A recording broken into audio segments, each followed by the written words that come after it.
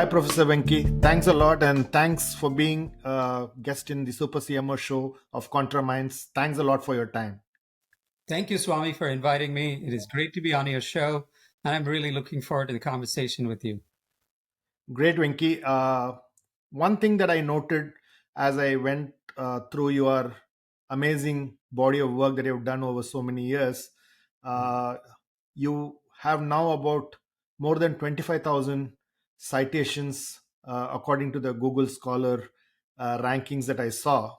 And I think it now stands at 26,000 as of today. And that's an amazing, recognition to the amount of research and work that you have done. And having started in IIT Kharagpur, moving to IIMC, where did this interest for marketing get triggered, Venki? Great question, Swami. First of all, thank you for your kind words. I never look at the citations. When we do research, it is because we are interested. We are basically passionate, and I'm like that. I still see myself as a young kid in the candy store of all research ideas and research problems, managerial issues the companies are facing. So that has helped me a long way along my journey. And back to my roots where we started. And when I went to IIT Kharagpur, I was very thrilled because I was amongst a whole bunch of very super smart people, many of them smarter than myself, from whom I had to learn from, and it was a great opportunity. And so I was focused on learning at that time. And then it invariably happens in your final year when everybody has to decide what to do next. I had two choices: one to go overseas and pursue engineering or other disciplines, or stay in India and do that. And I did both, like many of them applied to school. So I had, in fact, scholarships to pursue structural engineering at Rice University. And also, I simultaneously got admitted to IIM Calcutta, and so I was there in IIM Calcutta because it started before I could even get my visa and so on. So it's serendipity, it is accidental. Once I went to IIM and spent like a month, I really fell in love with management and wanted to do more about business. And so I never looked back after that. And during my first year, I was exposed to a number of not only classes and courses, but we had corporate speakers who used to come and talk about. And I remember there were lots of visiting talks from advertising executives of all the people, and that used to fascinate me. How the concept of branding, brand positioning, it all started. The journey, the curiosity started then. And I also started taking classes in finance and systems. I wanted to be an all-round, well-rounded person. But somewhere in the second year, it dawned on me that maybe marketing is where my biggest strength would be.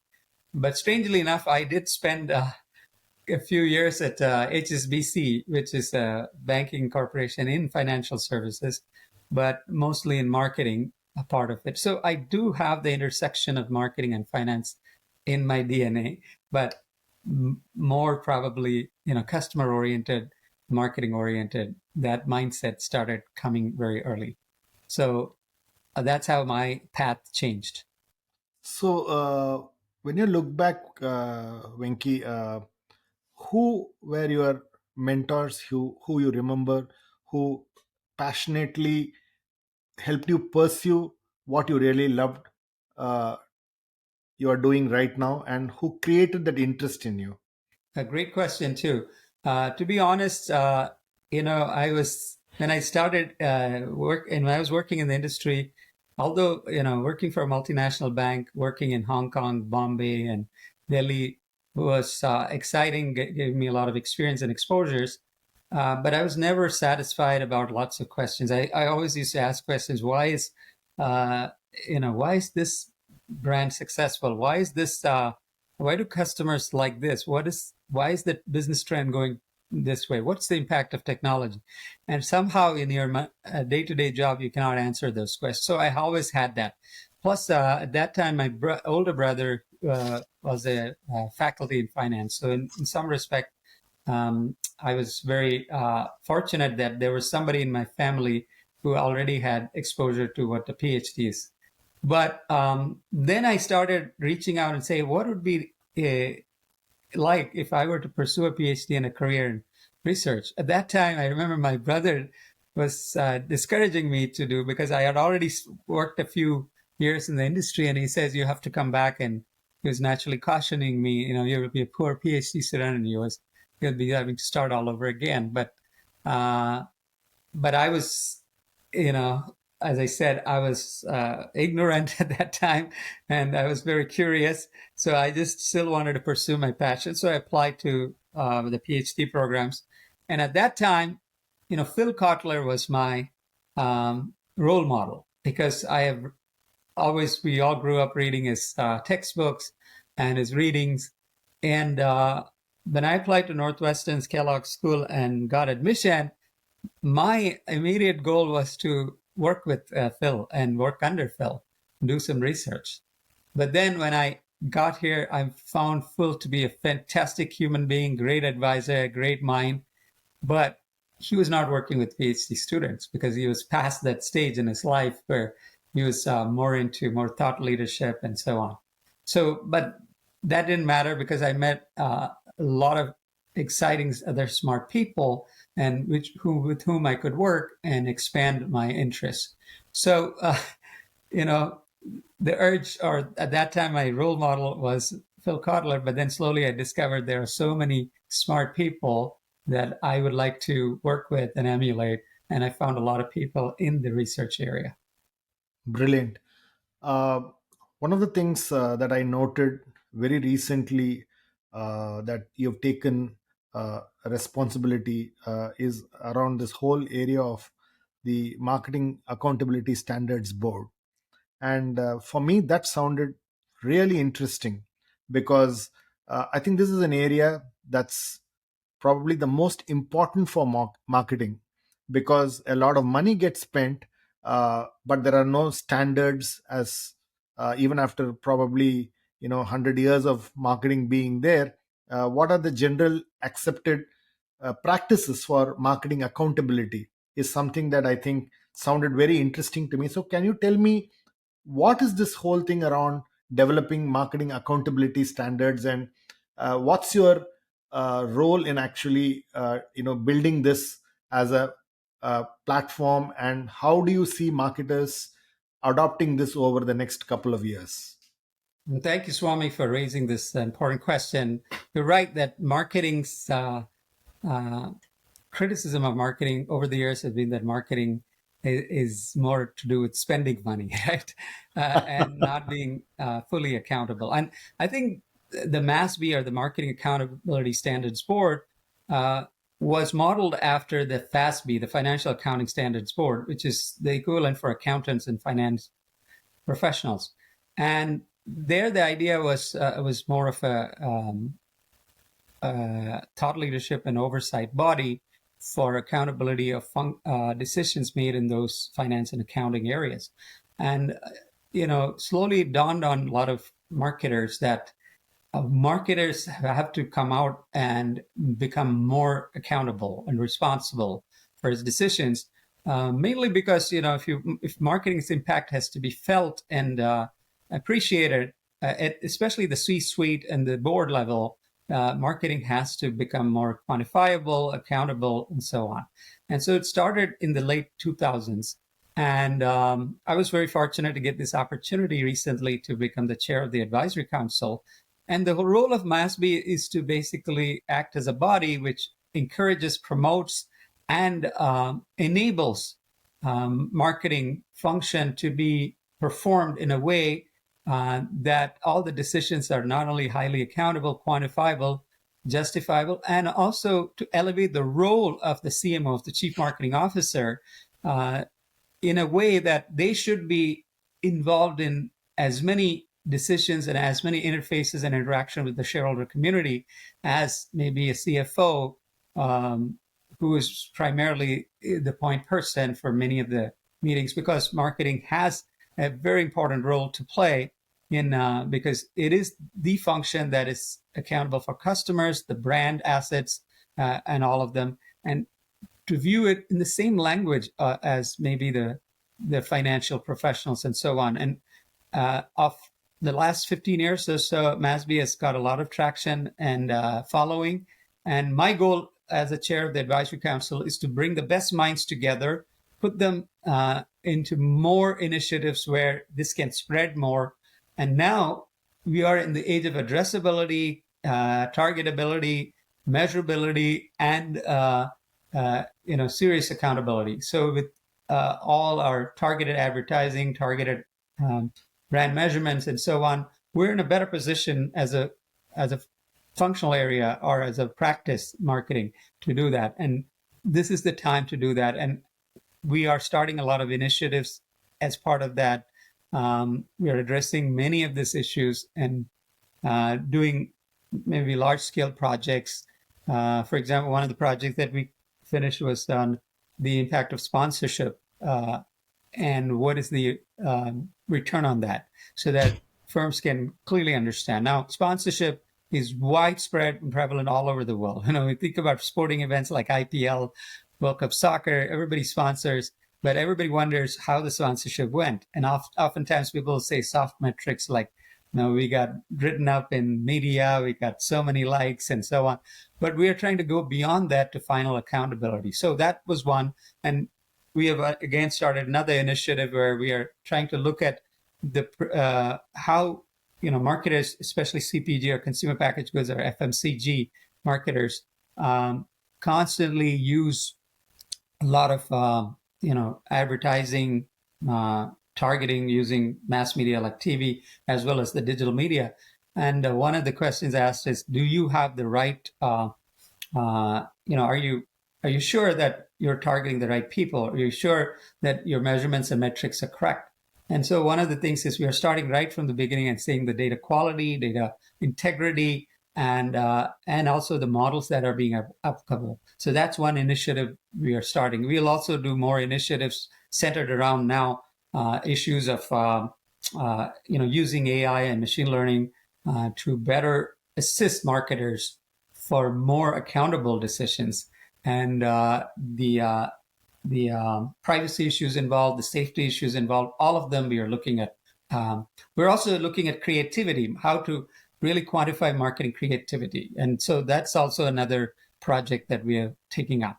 So we're in a very exciting time. I have to say, Swami, that this is a great time for marketers to be in this emerging world where we have much more opportunities to make marketing more accountable. Great. So, Venky, I want to start off with this whole thing around marketing accountability that that you've been now appointed as a chair in the advisory council. But many years back, you had done some work around, do marketing CEOs create more shareholder value? You had actually done a fantastic study, I know, from 2004 to 2016, I think, where you looked at Fortune 500 companies where marketers were CEOs, and you actually studied these companies. So so much before marketing accountability standards board, I think you started this thinking. So what are your findings and learnings out of it for marketers to get the seat on the table, and what should they do? Well, great question. Thanks for asking that. And as you rightly said, when we started looking into this phenomena where most of the CEOs, right or wrong, people associate them with previous erstwhile CFOs or people coming from the finance background or operations background. And not much was known about CEOs who had marketing background and how impactful they were to the shareholders, right? Typically, people used to say marketing CEOs are people in CPG companies that used to have a lot of advertising budgets and so on. But, I was curious. This is with my former doctoral student, Human, and we started looking at it and started seeing that, first of all, how many CEOs come from marketing background versus others. Definitely, by the time somebody becomes CEO, they have exposure to all the functional areas, but there's always a home area that people come from, right? And that's what we wanted to look at and say the percentage of marketing CEOs and what happens when they become CEOs, what happens to shareholder value compared to when, CEOs come from other background. And what we found was, at least in the Fortune 500 or the top 1,000 companies in terms of sales revenues, we found a very, very high correlation of people with marketing CEO background and shareholder value enhancement over a long period of 12 years or 13 years. And so the idea was to understand, first of all, to discover this and then disseminate that hey, there is marketing CEOs add value and how we can enhance this, right? What can managers and companies create a culture to do that? And so that was the whole purpose in undertaking the study, to really better understand if they're similar to other CEOs or if are they different about them. And then when we started looking at what areas or industries they tend to do well and under what conditions and so on. So we have some additional insights on that.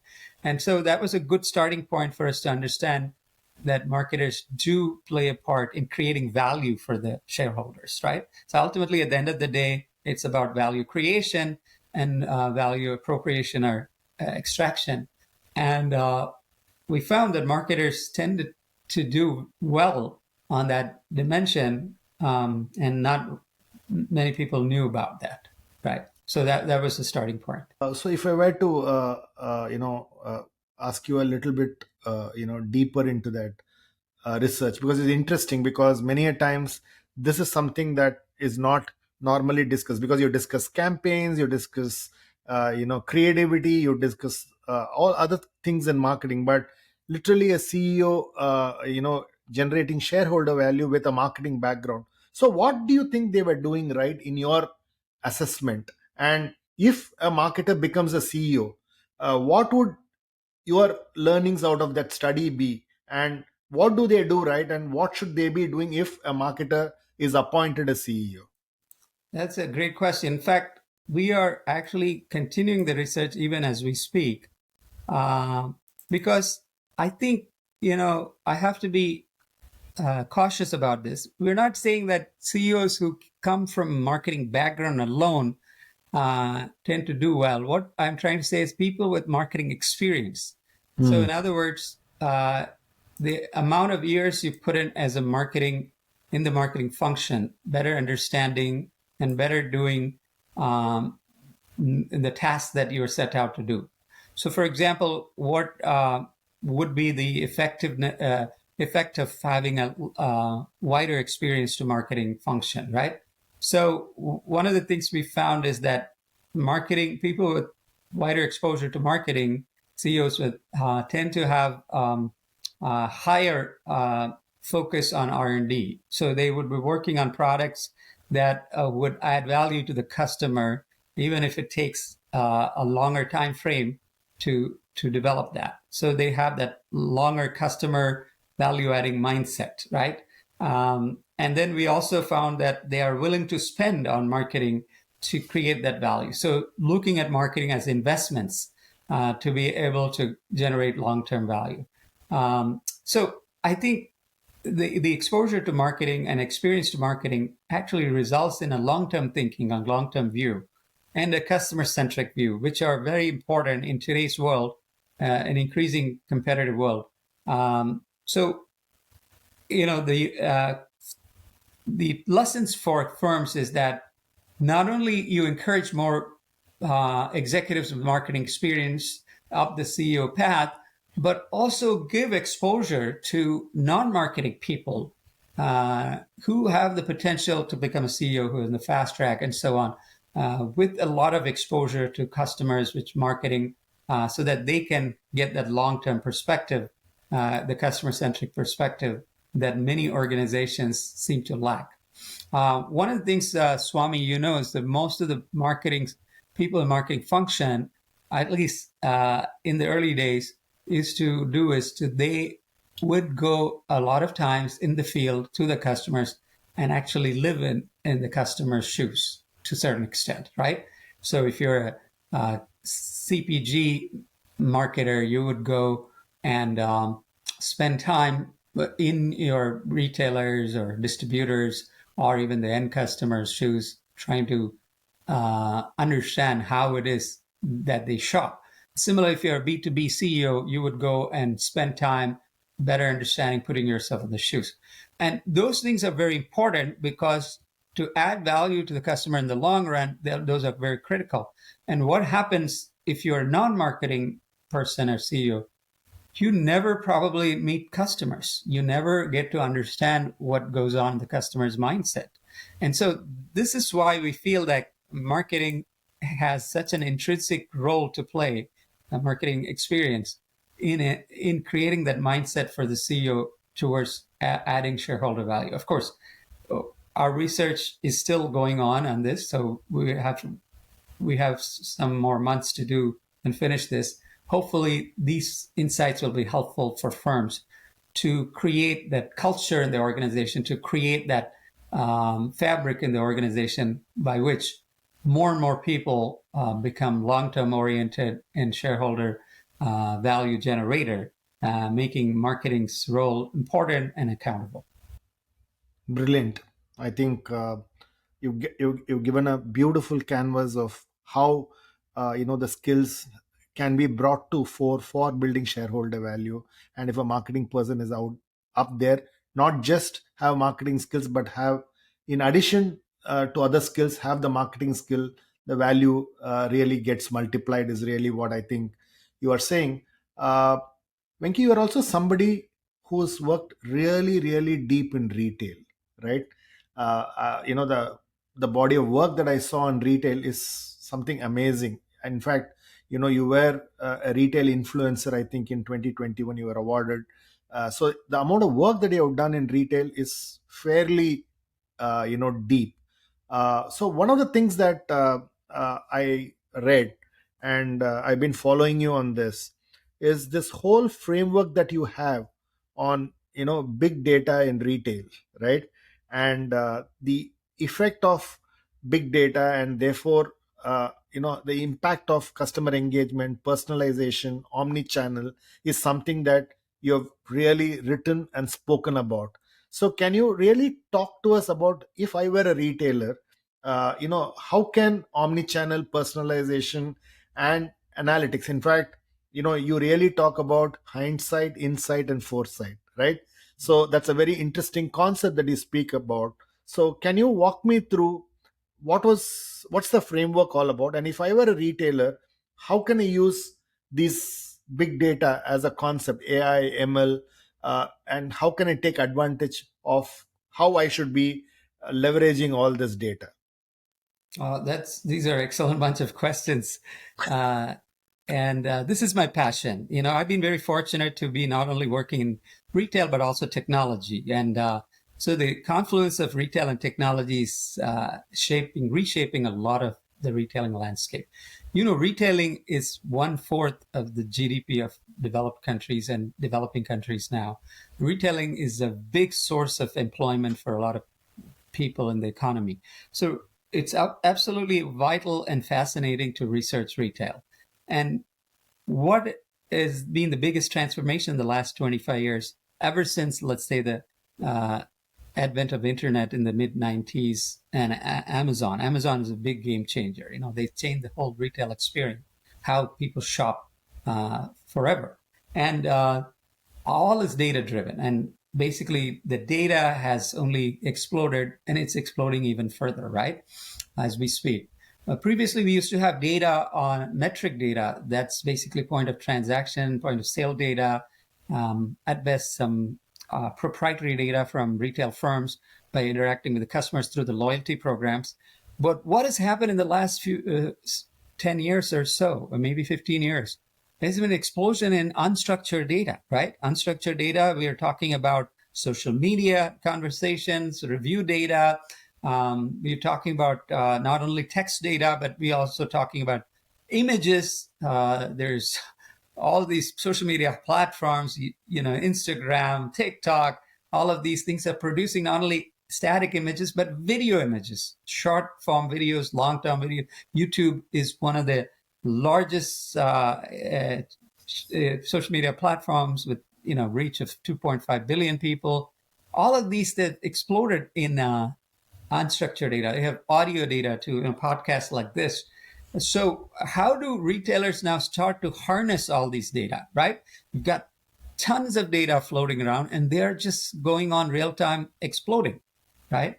How do you leverage this, harness this data for you to make better decisions, to understand, who your customers are going to be for the future, how you're going to target these customers, how do you make value propositions for these customers that are meaningful and resonating for them?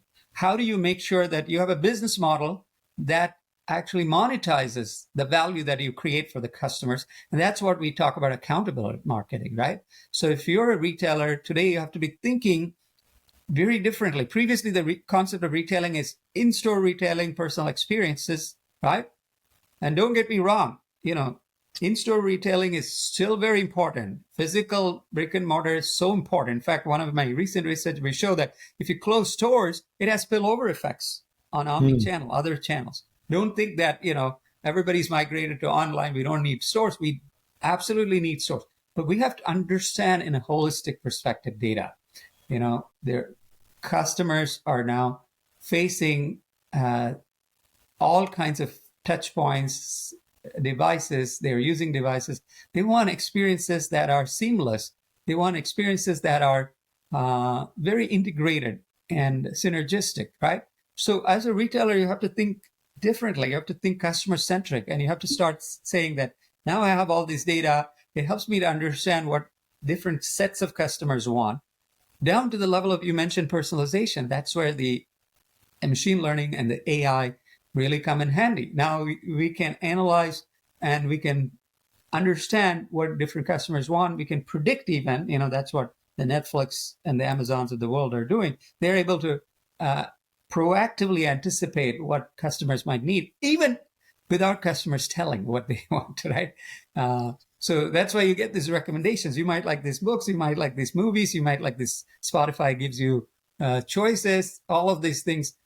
So all of these things are starting to change the dynamics of retailing. Now, I'm not a retailer who's, trying to think of, what my retail concept is, or format is, and expect which customers will walk into my store and how do I make sure that they have a good experience and they keep coming back to me. That used to be the old way of thinking about retail. Now, I have to be a retailer has to be deeply analytical, very technology savvy, and try to think about understanding retail as a business in which they're trying to get closer to the customer through all kinds of channels, all kinds of touch points, and so on, right?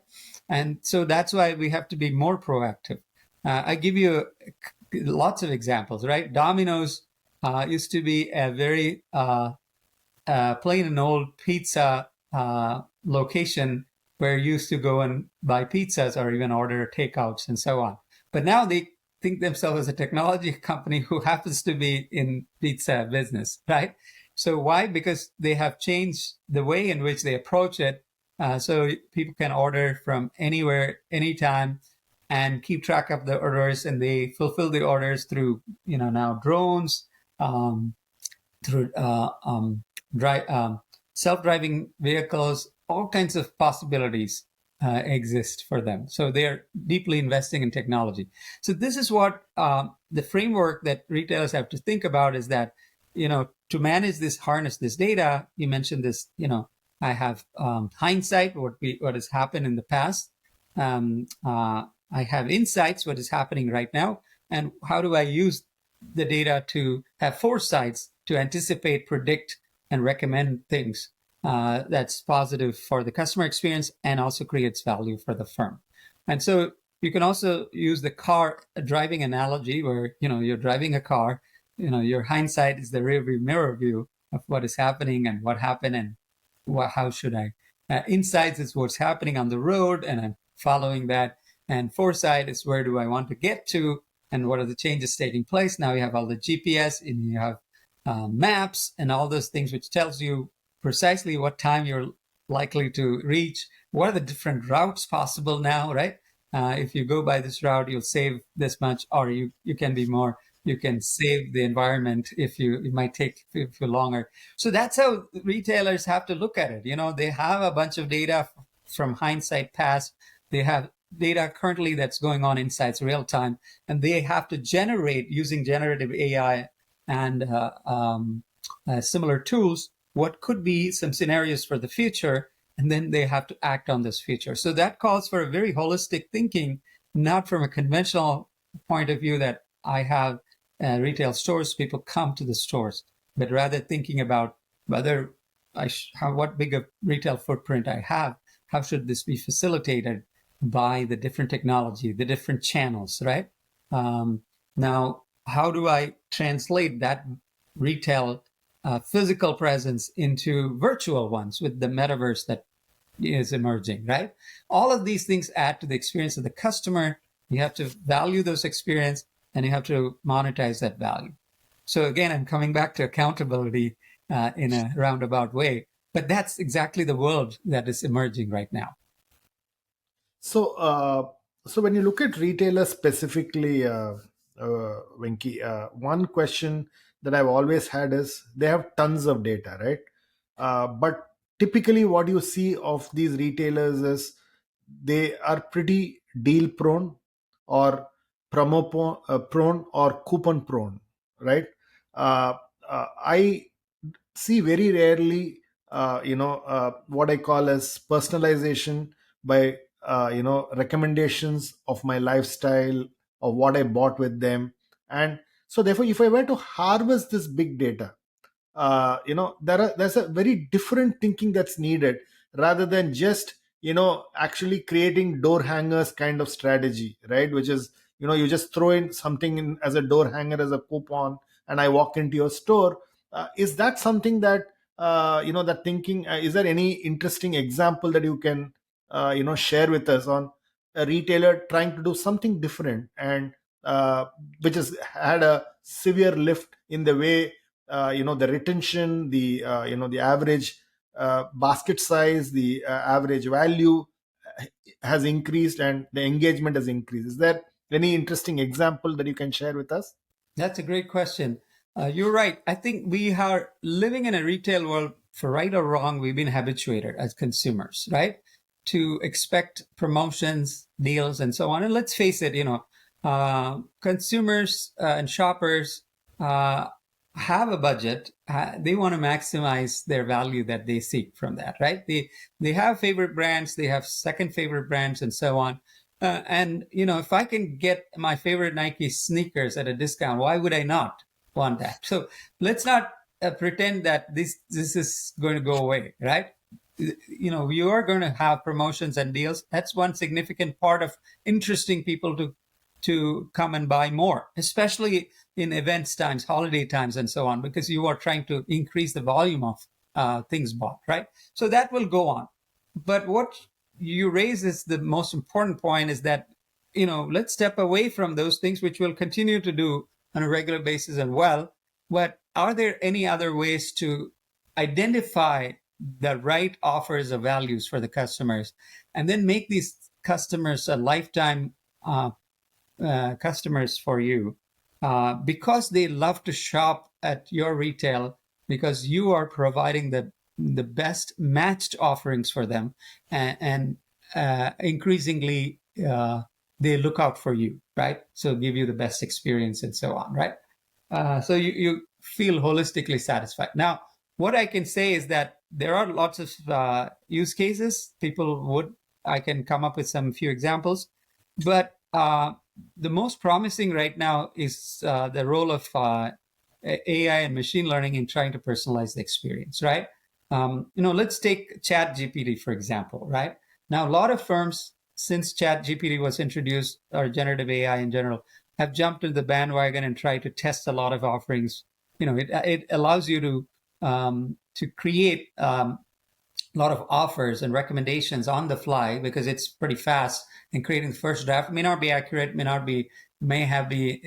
may be fraught with errors and flaws, but it does help you to generate some ideas and predictions based on what they find, especially because it is multimodal. You can use images, text, and data. You can use people's reviews, what they say about you, what the images, and so on, to come up with a better personal experience or recommendation. So, couple of firms that I know, Levi Strauss, for example, is using that to create jean styles and jean colors, and now that'll be more personally suitable for you, right? And so sometimes what happens is they have themselves tested it, and they have reported that they've experienced a 150% lift in sales in the initial testing phase. And these are just the tip of the iceberg examples. We'll see more of these examples come about. Lots of cosmetic retailers now using the concepts of virtual try-ins and mirrors, right?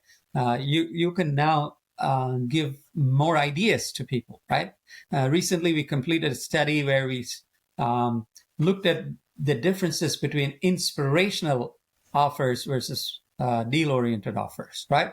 And we found remarkably we did through multiple methods. We did experiments, we did field experiments, we did lab experiments. We could show that if you come up with the right inspirational ideas, you get much better lifts for your offers than just deal oriented offers. But In fact, I wanted to talk to you about that because I read that paper, and between inspirational, and deal-oriented, work.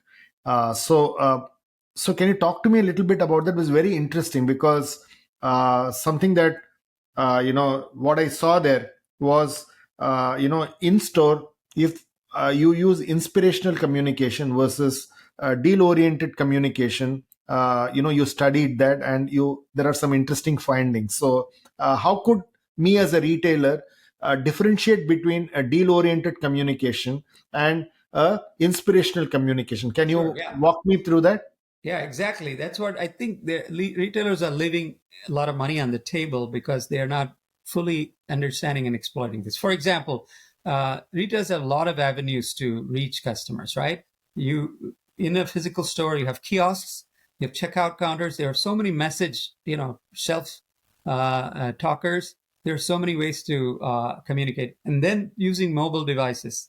If you have the app, you can message people ahead before they come into the store, during the time of purchase, after purchase. There are so many ways to touch them. The thing that has been underexplored or underexploited by retailers is that retailers always want to get their offers, the promotional deals, right? Retailers get some promotions from the manufacturers, right? And so they decide to pass through some of the promotions. They decided to keep some of them, and so on. This is their story. Every week they keep doing this, and this is the story of their life based on the past, right? But what they have missed out in the process is I could actually message you, Swami, knowing that, Swami, you like, maybe, let's talk about categories like, cooking, right? If you're doing baking, rather than giving you a deal on one set of flour or one set of chocolate chips and so on, I can give you some inspirational ideas with all the ingredients and stuff like that, and help you to assemble very quickly. Now in a virtual basket, you can put it all together and deliver it. So it's almost if I can get a product for you that works better for you, that I save a lot of time for you. I save and give you a better experience, right? That's the inspiration that you're getting. Now let's take gardening, for example. You discover that you need some utensils, or you need some equipment, and you need some seeds, and you need some plants. All of these things, you're just looking for deals on each one of them, but somehow I inspire you and say, here are some garden ideas for you. Here are the ingredients. Here's how it is. And by the way, if you decide to buy it as this, you will you save a lot of time and money, right? As let's say you're going camping, so I give you an inspirational set of ideas rather than maybe offer for a sleeping bag, which is all sold separately. So I can go on and on. So so many activities. If you think about shoppers, we engage in activities. We think in terms of activities, right? But retailers are siloed. They're thinking in terms of products, and most of the products are sold on deals. So it's incumbent on the shopper to really search for these deals and pick and choose the right ones and assemble them. But instead, if I made it easier, it gives you inspirations. Let's say vacation, right? So if I give you some ideas of vacation, and think of Chat GPT now, you can put things on Chat GPT and say, hey, you want to have a vacation, let's say in Bali, right? So you just type what will be an ideal vacation like that. So it can give you all that you want to do at different days and different things that you might require. And that could be another source of inspiration for you, right? So bottom line is what we found is that when we tested it in the field, it gives a much, much greater lift. And, in inspirational condition, people many times end up buying products that are not on promotion because they fit into the inspiration, right? And so that's the thing that now it's more possible with the data, with the technology, and with the way that consumers or the new generations are shopping, you can do more of it now. Brilliant, brilliant. And more recently, Venki, I think you also uh, did a research around how Apple Pay and PayPal, when actually you put it into the app, how it increases engagement, and there's a study that you have done, and that's Correct. very, very recent. So, what is the learning that you had out of that? Sure. This is a study by my doctoral student, Tao Tao A, myself, and Dan McCarthy of Emory University. And what we were looking at is when mobile apps of retailers, for example, introduce payment methodologies like Apple Pay, PayPal, what happens to shopper behavior? First of all, the initial thinking is, when you introduce that, it substitutes people are paying by credit card. Now they'll pay by Apple Pay or PayPal, right? We wanted to look at that question more carefully, deeply. Is that the case? Or is there any other spillover effects, unintended effects, both positive or negative, right? And what we find is fascinating, right? Rather than just being substitutional from credit card to these new payment methods, we found an increased engagement in the app, which in turn leads to more purchases. Particularly we found a lot of impulse purchases.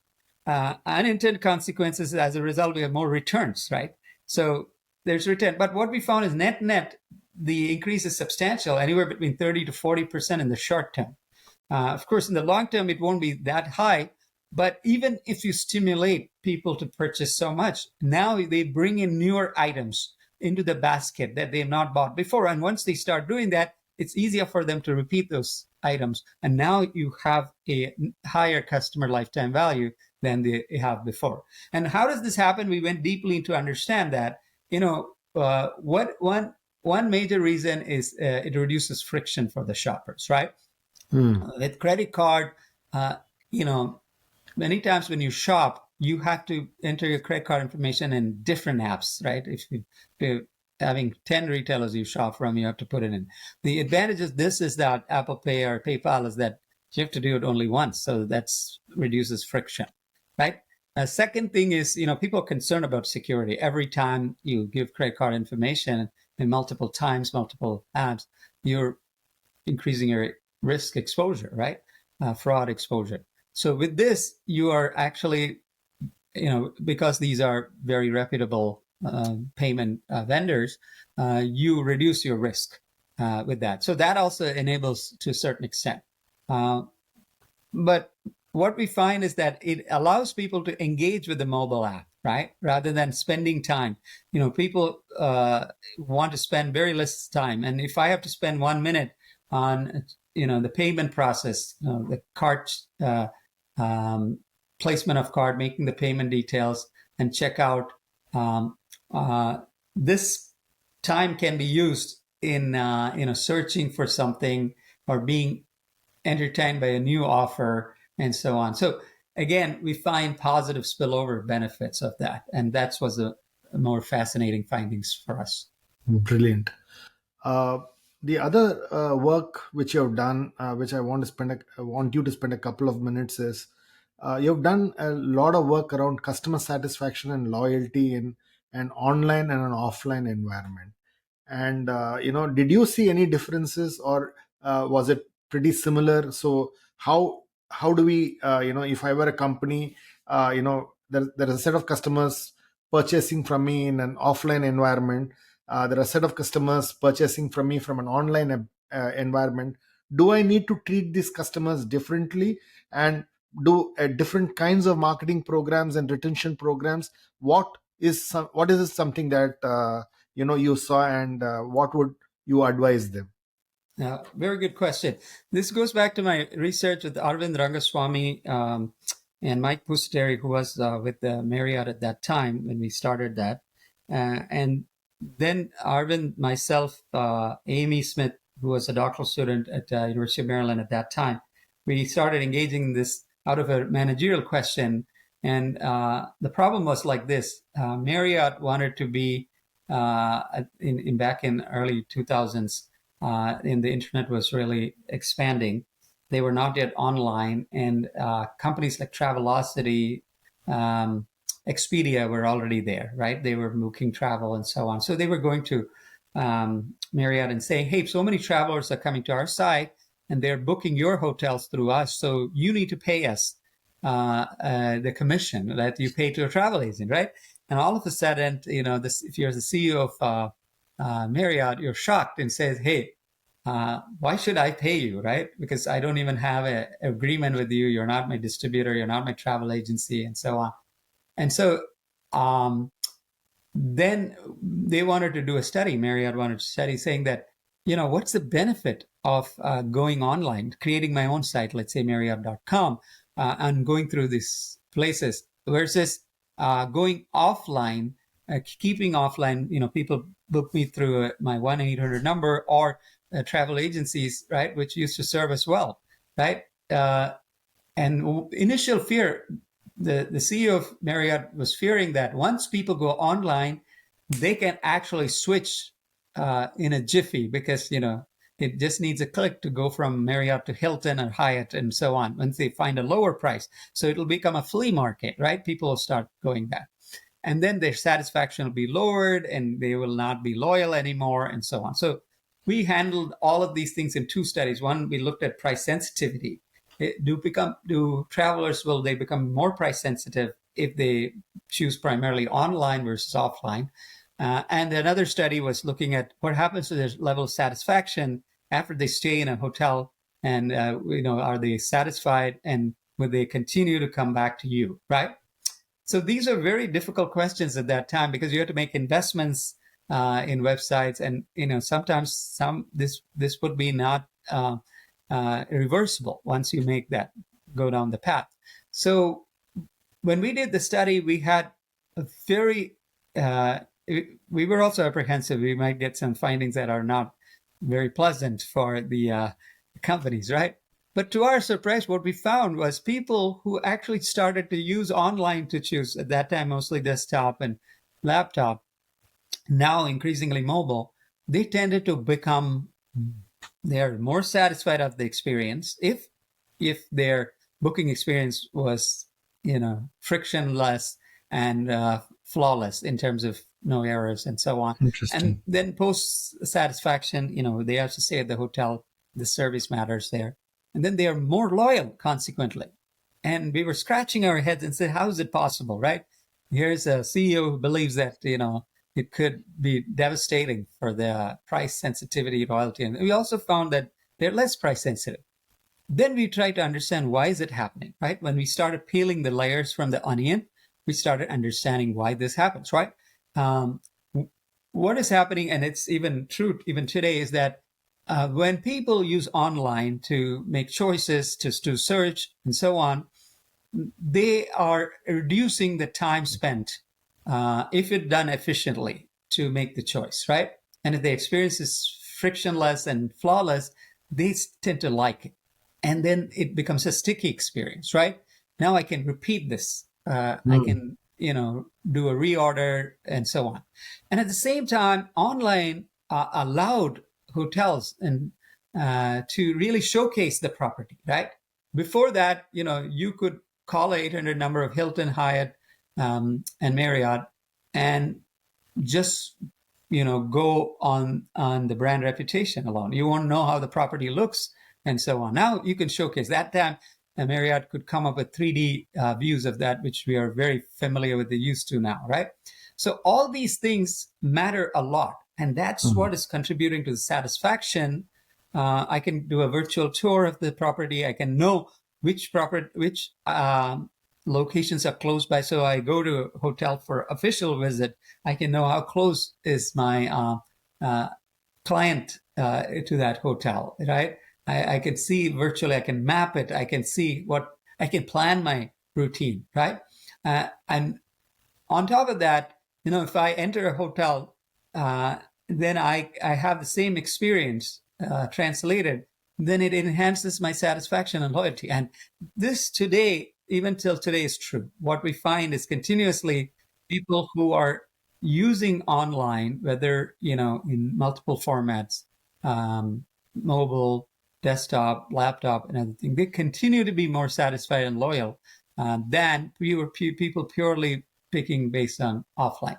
And back to your question about segments, right? We also find some segments want to be primarily online, primarily offline, some of them balanced. Mm. And so we have to engage with them differently. If you're a service provider or a retailer, we have to understand their needs better and try to satisfy them and delight them in these different channels. And that's really the lesson for marketers. Great. A couple of last questions, Venki. Uh, Now that you are a chair at the Marketing Accountability Standards Board, one question that keeps coming back to me when I look at the white papers there, when I look at all the research work that gets done, uh, today companies look at marketing as an expense, as you rightly said. Okay, Many but when you companies, look at gap, and the way, if I buy a laptop or if I buy a capex, I'm able to depreciate it over x number of years. Or if I do up my office, there's a certain kind of accounting method that I use to show my P&L, right? So my view is, if you really want to build a marketing metric, how do you treat marketing expense? Okay, some marketing expense are capex like, some marketing expense are short term, and therefore the accounting standards need to be in a way aligned. standardized, Yes. so that even during a recession or a hard time for the company, marketing investments will be seen as long term investments and not just writing it off on my balance sheet or on my P&L this year. So are there things like this that need to be done if you really want to make marketing more and more accountable? Great question. In fact, this has been the biggest challenge for the community because the accounting standards are very deep and very long established, very hard to change. In fact, marketing assets like brand assets, channel assets, customer assets have not been recognized as marketable assets. And even in the traditional accounting sense, for example, the value of a brand will be shown as goodwill, right? Especially in mergers and acquisitions when it comes to valuation. But increasingly, more and more companies are using marketing experts for this evaluation. I personally have been involved in quite a few of these analysis.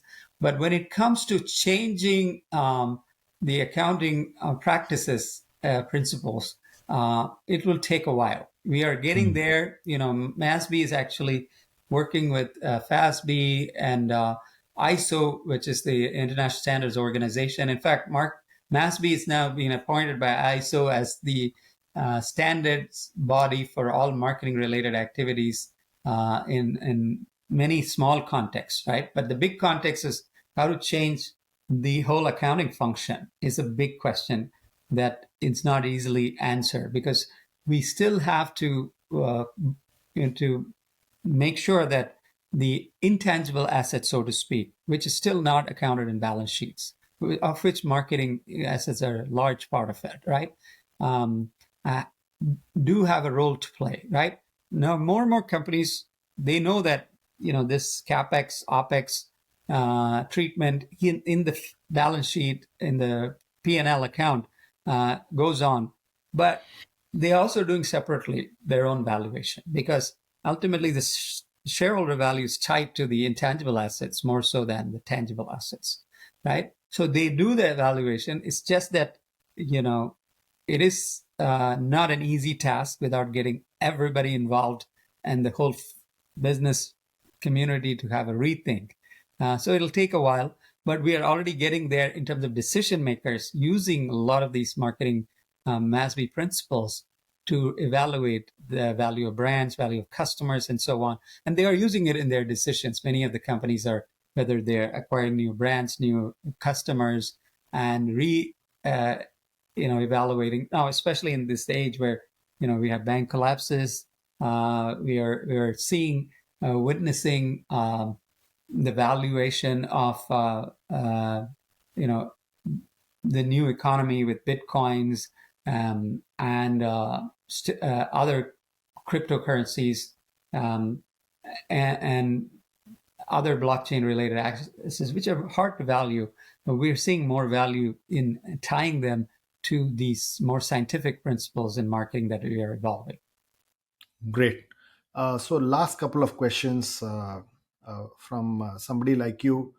If I were a CMO, what are the skills that I need to, prepare myself and equip myself as I go into the next decade? What do you think are the couple of skills what are the hard skills and soft skills that I need to equip myself with? Right. I think many CMOs are right now aware what the skills needed are, but I'll articulate them nevertheless. The first and foremost skill is be completely data driven. Because the entire organization is becoming data driven right now. So that means analytical, deeply analytical. So accountability is the number one in that space because of data orientation. And second is cross-functional or interdisciplinary, right? More previously, the CMOs, in fact, the CMO title is fairly new in the last few decades. But it used to be the senior vice president or executive vice president of marketing function and so on used to be there. Regardless of the title, it used to be mostly about spending on marketing assets, brand assets, and also about customers. But nowadays, the CMO has to be increasingly cross-functional. So they have to not only speak the language of the C-suite, the board, especially in finance and accountability, but also need to understand most of the marketing is now more synergistic and streamlined with the other operations. For example, marketing, IS, and operations, they're all now more intertwined than before. So you need to have a better understanding of all these functional areas, and you have to be more cross-disciplinary. These are two important I would say prerequisites for a CMO, right? On top of that, CMOs also have to be very talent oriented. In other words, identify, spot the talent, acquire the talent, retain the talent. So what it takes for my team in a CMO office, whether you're structured by brand, by customers, combination, all of this, I have to really make sure I identify the talent, make sure that the talent is nurtured and retain the talent. That's becoming very difficult because the hunt for talent is there. And then futuristic orientation, ability to see the future. With generative AI taking hold, there's all kinds of dire predictions. Goldman Sachs came out with a very dire warning that close to 300 million jobs may be eliminated. Of course, it's probably an exaggeration in terms of elimination. It may be disrupted, displaced into some different degrees. But the point is that we are looking into an age where generative AI is going to improve productivity, take over a lot of routinized work, and also even impinge on creative work, which used to be the bastion of a lot of marketing, creative talent, creating brand communication, brand positioning, brand promise. All of these things are going to be challenged, right? So a good CMO has to be futuristic in saying, hey, how am I going to use these tools? What is it going to look like?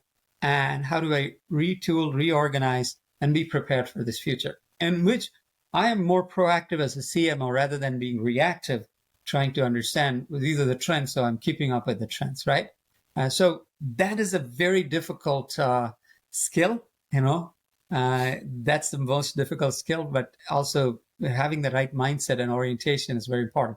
And that's why I feel like, you know, then the concept of being open, being more open to changes is very important.